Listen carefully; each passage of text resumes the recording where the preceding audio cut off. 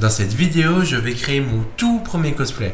Mais pour commencer, quelques petites explications. Quand j'étais petit, mon cousin m'a emmené à la Made in Asia, une convention qui se passe chaque année à Bruxelles. Pour ceux qui ne savent pas ce qu'est une convention, c'est un endroit où les fans de jeux vidéo et mangas se réunissent à certaines occasions pour se retrouver entre fans de différentes licences. Et depuis cette fois, dès que j'en ai l'occasion, je me rends en convention pour rencontrer les différentes personnes. Si vous êtes fan de convention tout comme moi, alors vous avez déjà vu ce qu'on appelle des cosplayers. Les cosplayers sont des personnes décidant d'incarner leur personnage favori, que ça soit de jeux vidéo ou de manga ou encore de séries.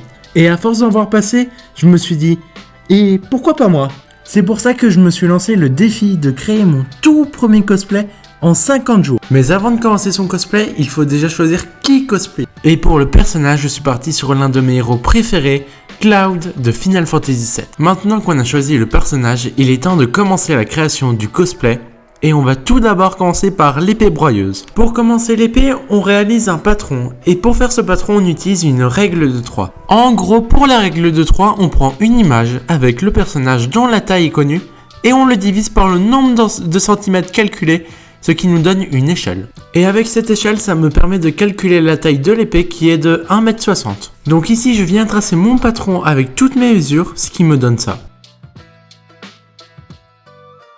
Ensuite, pour réaliser l'épée, on va venir utiliser de la mousse Eva, une matière qui est très légère et qui donc est super pratique pour le cosplay. Ici, je viens découper le patron pour pouvoir le reporter sur la mousse et ainsi pouvoir la découper. Une fois que la première découpe est faite, il n'y a plus qu'à le refaire 3 fois pour donner une plus grosse épaisseur à l'arme. Pour la découpe, j'ai dû séparer la lame en deux parce qu'elle ne passait pas dans la mousse, tout simplement. Et donc, je finis la découpe de la mousse et voilà le résultat. J'en ai aussi profité pour réaliser la garde pour gagner un peu de temps.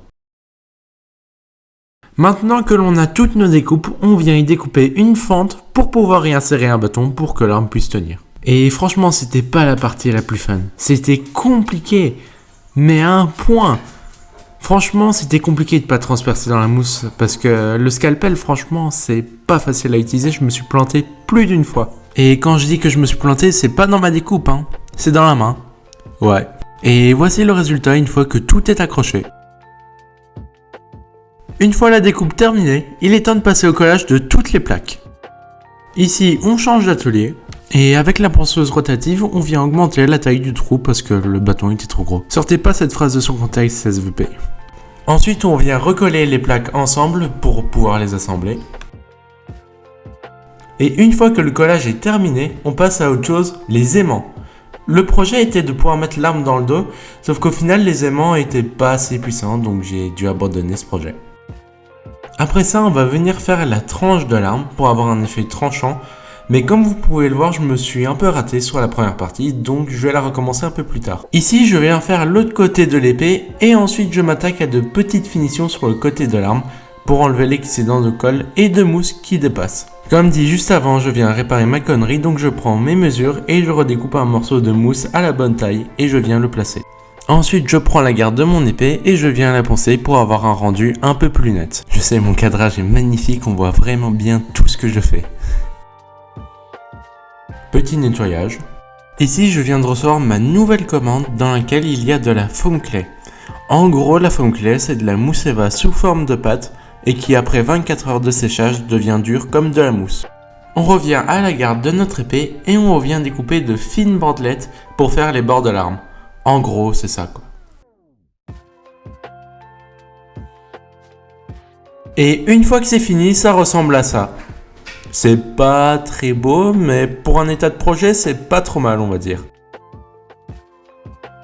Une fois cette étape finie, on va venir faire les 10 ronds sur la garde. Donc je viens prendre ma mousse et y tracer un cercle grâce à un bouchon que j'ai trouvé. Et je viens tout découper et les coller au scotch pour voir le rendu final. Et donc voilà le rendu que je devrais avoir à la fin. Et franchement, je la trouve grave stylée. N'hésitez pas à donner vos avis dans les commentaires, ça pourrait vraiment m'aider. Une fois que cette étape est finie, on va venir vraiment faire toutes les petites finitions de l'arme. Donc je viens repasser un petit peu avec la ponceuse à certains endroits. Je viens mettre un petit peu de foam clay à d'autres. Et donc je repasse un peu partout. Maintenant on va venir coller définitivement toutes les bandes et ronds de notre garde à la colle chaude. Et enfin pouvoir admirer le résultat final de la garde. Et donc voici le résultat de la garde. Je sais pas ce que vous en pensez, mais je la trouve franchement pas mal. Elle donne un petit côté un petit peu brut, mais franchement ça fait un petit charme, c'est magnifique. Ici on va juste venir faire le réceptacle des matériaux, donc je coupe 2 morceaux de mousse Eva et je les colle sur mon arme.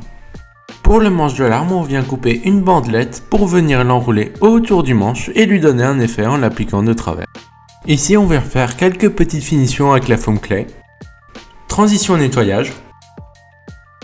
Ici vous pouvez voir les fentes de l'épée broyeuse, mais ma caméra n'a pas filmé donc je ne pourrai pas vous le montrer, désolé. Ici on va venir créer le bout de notre manche et on vient le coller sur l'arme. Une fois que ça c'est fini, on s'attaque à la peinture, donc là je mets une sous-couche du premier côté de l'arme et ensuite juste après je la mettrai de l'autre côté une fois que ce sera sec. Ici on va venir peindre les différents éléments de notre arme, donc ici je viens m'attaquer aux manches et à la peinture. Ensuite on va venir recouvrir l'arme avec du scotch et on va pouvoir venir la peindre en noir pour éviter de salir la partie qui doit être blanche.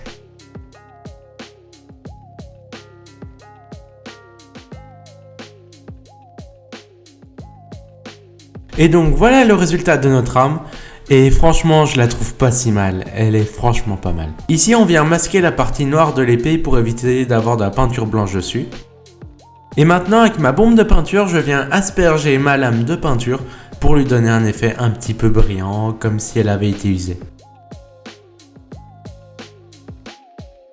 Une fois qu'on a fini l'épée de Cloud, maintenant on va s'attaquer à son pantalon. Vu que sur le pantalon de Cloud, à la base les coutures sont noires, on va juste venir repasser avec un Posca noir sur les coutures blanches et comme ça fera très bien le taf. Tant que nous sommes dans les vêtements, ici on va s'attaquer aussi à son col roulé. Le col roulé de Cloud étant à courte manche, ici on va venir couper les manches et on va venir faire les raccords à l'intérieur pour éviter que ça se voie. Et donc voici le résultat. Franchement, je le trouve pas mal pour une première en couture. Franchement, c'est clean. Une fois que la première manche est terminée, il faut faire la deuxième. Donc ici, je m'attaque à la deuxième manche. Et une fois que c'est fini, voici le résultat. Et franchement, il est pas mal. Pour une première en couture, je me suis bien débrouillé, je trouve. Une fois ces éléments terminés, on va venir faire l'armure.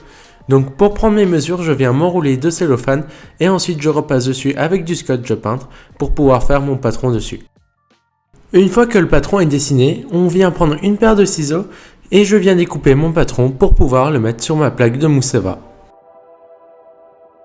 Après avoir terminé le patron, je viens prendre mes mesures de chaque côté pour faire la taille de la ceinture et je viens les remettre sur ma plaque pour venir la découper. Après avoir fini la ceinture, je viens l'accrocher autour de moi et je viens prendre les mesures pour les bretelles de l'armure de Cloud. Maintenant que j'ai les mesures, je viens prendre ma mousse et y mettre mes mesures en y ajoutant une largeur de 4 cm.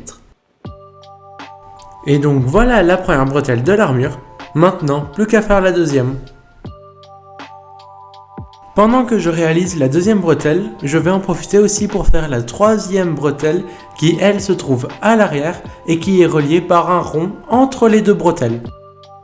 Une fois cette étape terminée, je viens demander un petit peu d'aide à ma grand-mère pour qu'elle m'aide à faire les dernières finitions sur l'armure et de pouvoir resserrer le tout correctement pour que ça colle bien au corps. Et donc voilà ce que ça donne avec toutes les épingles. Pour le moment c'est pas très beau mais je vous promets que plus tard ça ira. Une fois cette étape terminée, on va venir découper une deuxième ceinture à la même taille pour pouvoir venir faire les petits motifs qu'il y a sur l'armure. Après avoir dessiné ce que je devais découper, je passe à la découpe. Et donc ici c'est juste une partie où je découpe mes trucs pour ensuite pouvoir venir les recoller après. Maintenant je viens coller toutes mes petites bandelettes en plus pour pouvoir venir créer une légère épaisseur et donc pouvoir voir ce fameux motif qu'on a sur l'armure de Cloud. Ensuite on va venir faire un système de boutonnage sur les lanières. En gros, pour enlever la ceinture plus facilement, on va utiliser les lanières pour soutenir la ceinture. Et donc ce fameux bouton va nous permettre d'enlever la ceinture plus facilement. Après ça, on va venir créer la partie qui est en dessous de la lanière gauche de Cloud. Et donc voilà le résultat. Franchement, je trouve que ça commence à donner un bon petit résultat à l'armure.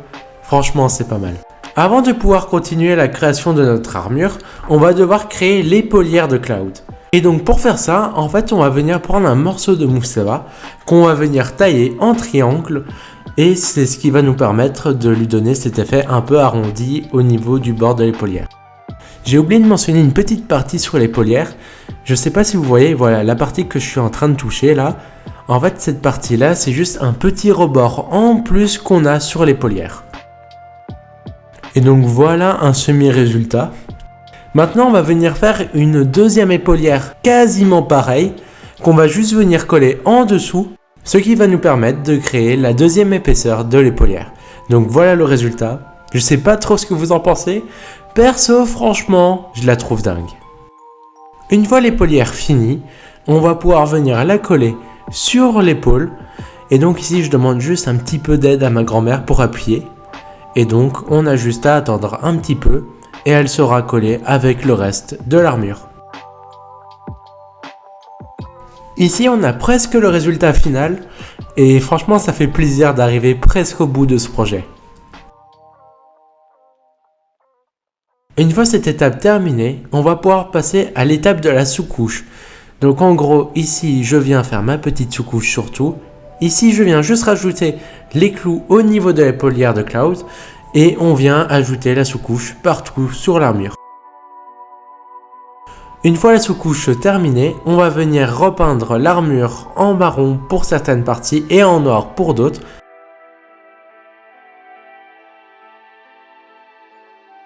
Ici, je ne vais pas pouvoir vous montrer la suite parce que la caméra est tombée, désolé. Une fois l'armure terminée, on va pouvoir passer aux manches de Cloud. En gros, Cloud, en plus d'avoir des gants, il a des sortes de petites manchettes. Donc ici, on va venir couper les manchettes à la bonne taille et on va venir mettre l'excédent à l'intérieur du gant avec un petit peu de couture. Ici, on va faire un petit jeu de lancer de gants.